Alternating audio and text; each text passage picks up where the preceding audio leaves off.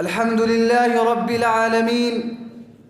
اللهم لك الحمد على نعمة الإسلام والإيمان، ولك الحمد أنك جعلتنا من أمة محمد عليه الصلاة والسلام. وأشهد أن لا إله إلا الله وحده لا شريك له، وأشهد أن محمدًا عبده ورسوله. اللهم صل وسلم وبارك على سيدنا محمد وعلى آله وصحبه أجمعين.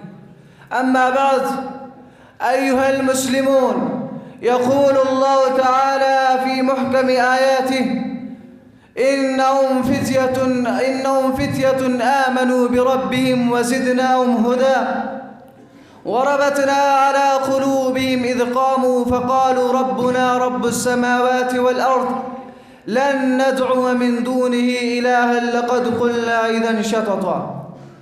وروى مسلم في صحيحه عن أبي هريرة رضي الله عنه قال: قال رسول الله صلى الله عليه وسلم: المؤمن القوي خير وأحب إلى الله من المؤمن الضعيف، وفي كل خير، احرص على ما ينفعك واستعن بالله ولا تعجز، وإن أصابك شيء فلا تقل لو أني فعلت كان كذا وكذا، ولكن قل قدر الله وما شاء فعل، فإن لو تفتوا عمل الشيطان.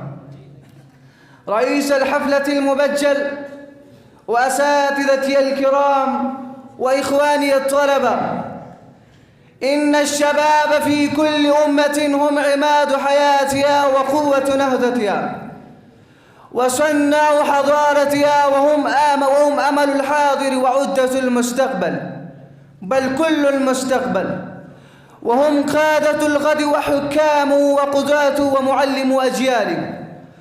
والشباب هم الطاقة والهمة والحماس، وهم الحيوية والتفكير الإبداع.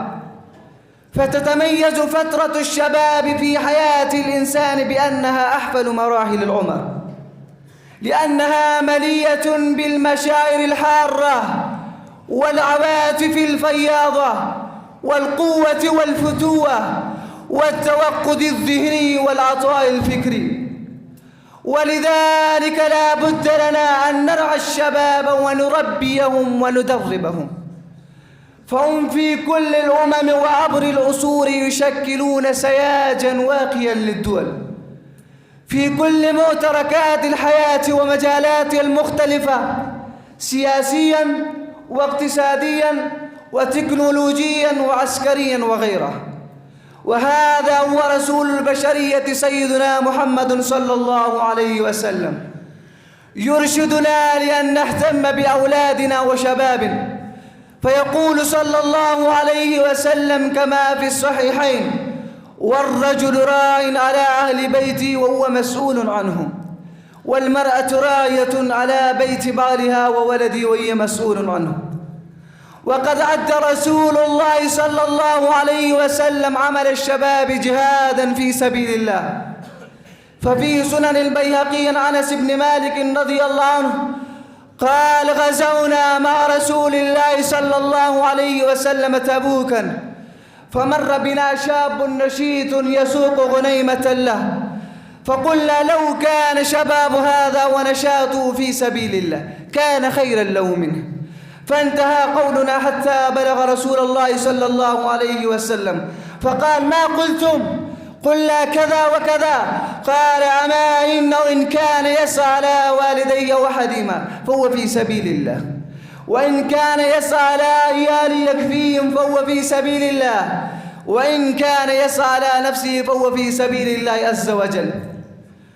أيها الأفاضل والأكارم والأعزاء، فالشباب قديما وحديثا هم من واجهوا الباطل وكانوا أسرع إلى قبول الحق، والشباب هم الذين حملوا راية الدعوة إلى الله ورفعوا لواء الجهاد المقدس، فحقق الله على أيديهم النصر الأكبر ودولة الإسلام الفتية.